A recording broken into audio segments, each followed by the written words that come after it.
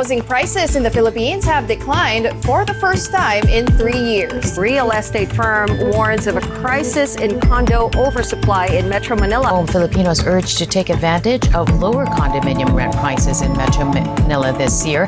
Today, I'm here in Bonifacio Global City, or BGC as we all know it. It's one of the most famous places here to live here in Metro Manila. But recently, I don't know, everyone's talking about a condo crash or hyper supply situation. So I thought, as a real estate agent, why not take a walk and talk about what's really happening or what's really going on, and see if this is a good time to make the most out of this situation. So people are saying that there's an oversupply of condominium apartments in Metro Manila. So BGC is not an exception. Try to walk around here at night and you'll notice something. So many of buildings, residential buildings, with barely any lights on them at night. I've actually noticed some buildings that are completely dark. It's pretty obvious that a good number of units are sitting empty. Like, for example, this condominium is, at night, it's really empty. There are like 4 buildings of this, 1, 2, 3, and then the other one behind it. These 2 buildings, most especially this one and this one, they're very empty, totally dark at night. And this is a very, very pretty neighborhood. So back in 2018, if you wanted to rent a condominium apartment here, you'd be looking around 25,000 pesos per month for 1-bedroom unit. And guess what? That hasn't changed much.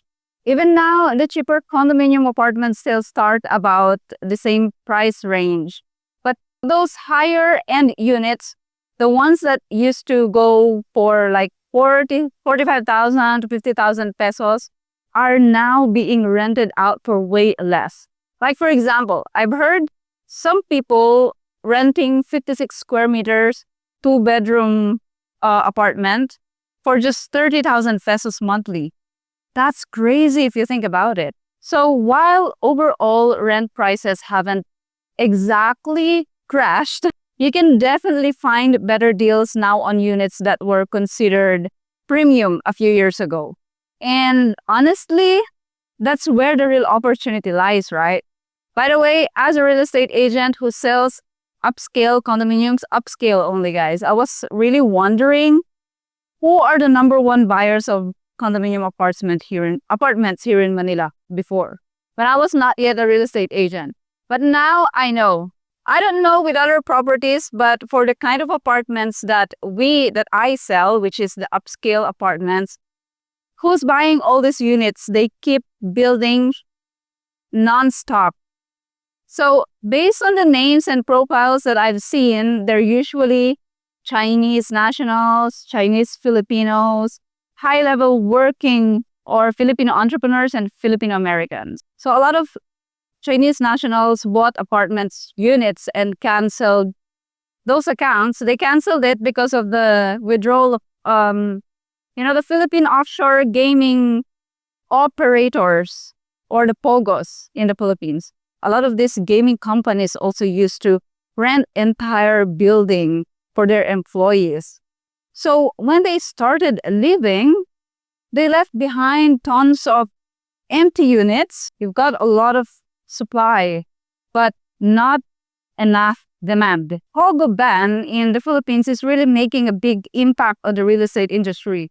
Now developers are even offering no down payments. So it means that you can move in right after signing, just like you are renting an apartment. So what does this mean for you? Well, if you are someone who's always dreamed of living here in BGC, now might be the perfect time. But here's another idea. Instead of putting your money into owning an apartment where you want to live in this case here in BGC, which is very expensive, right? Why not invest in properties somewhere else? Like, for example, if I had 20 million pesos, I still wouldn't buy an apartment here in BGC, because apartments here are really, really expensive compared to how much you can earn from renting them out. So the 20 million, I'm talking about a fancy apartment, okay, an upscale apartment.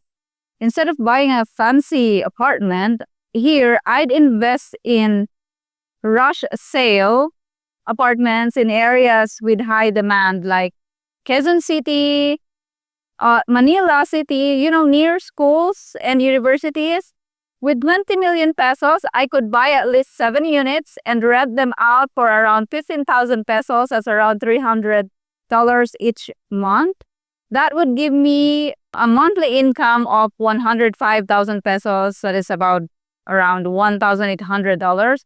I know, yes, it still sounds like a bad investment, but it is way better than buying a 20 million pesos apartment here in BGC as an investment. Because with that income, for example, with my 7 units that I bought, with that income, I could rent a luxurious place in BGC and still have some savings left, from the rental income. That 20 million pesos can only buy one fancy apartment, 1-bedroom apartment that you can only rent out for what? How much? 30,000 to 40,000 pesos? Plus, the rental demand in BGC isn't as strong as in areas like Quezon City or, like I said, Manila City, particularly in the university area and the university belt, where demand from students and workers keeps the rental steady. For example, so I am actually here in one of the still under construction condominiums, and there's an architect here. I'm seeing her wearing a white hat. So this is Park East Place, an upscale apartment close to St. Luke's. St. Luke's is around there behind at the back. And then St. Luke's Hospital, okay? And then there's the Uptown Mall around there. Uptown Mall and Mitsukoshi Mall. So this one is still under construction. Close to everything, basically. We can't really see what's going on inside, but anyway, they're still at the basement area. So yeah, this would be another glass wall condominium, and the smallest unit is 1 bedroom of 61 square meters or 656 square feet.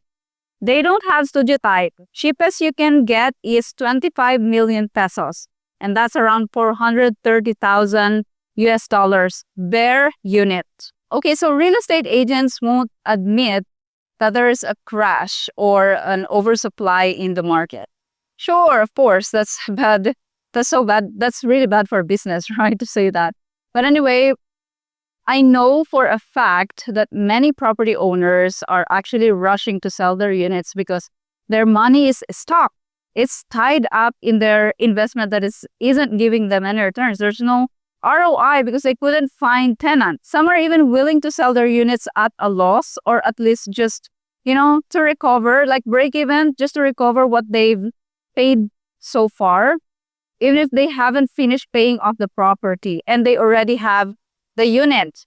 They couldn't find tenants. And also another issue is that developers are pricing their properties ridiculously high compared to the rental income you can expect from them.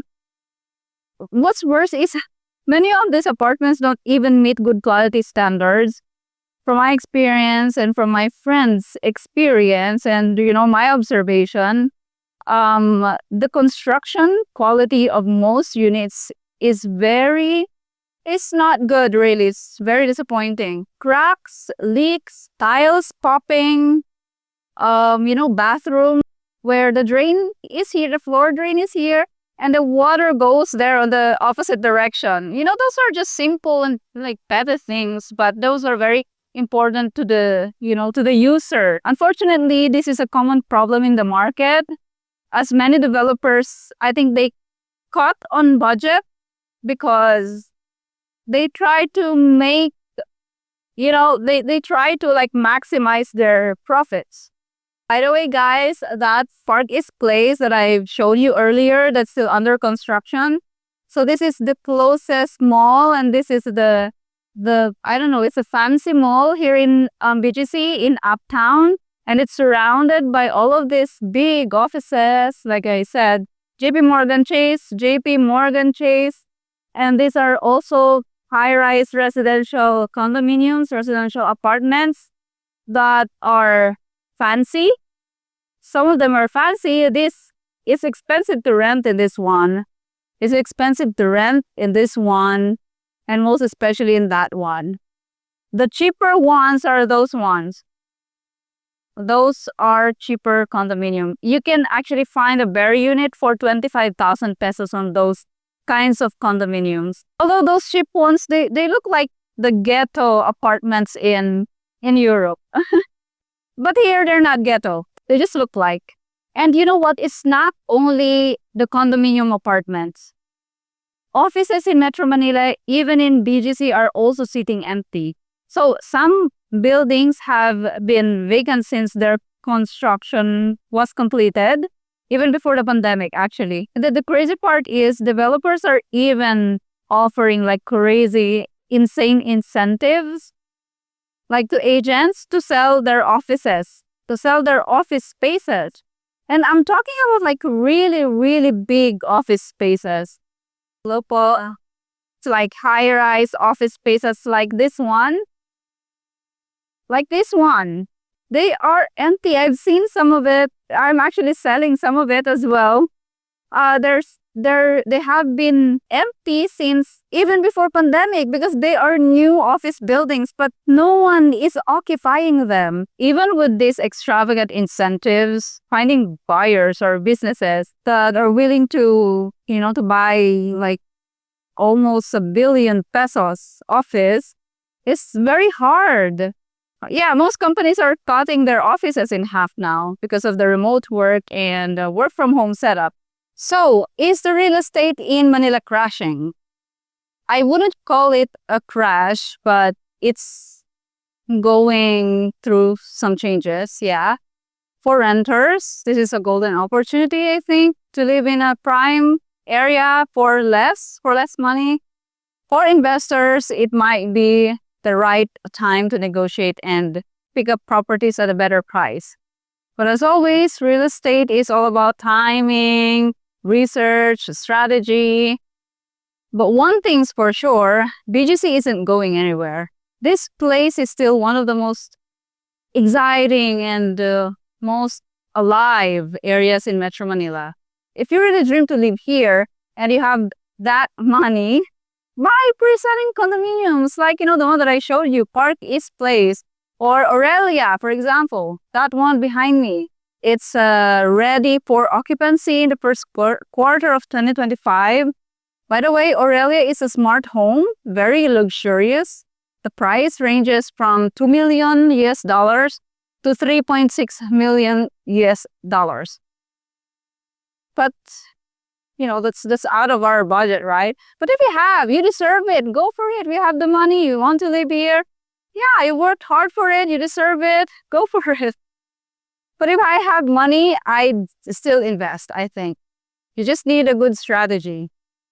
How about you guys? Would you invest in an apartment in Manila? Or would you prefer land and, build a house? Honestly, for me, land is way better. You have a way to buy a land. I think that is better if it's not for renting out. Okay, guys, so that's all for me for today. I'll see you guys in the next video.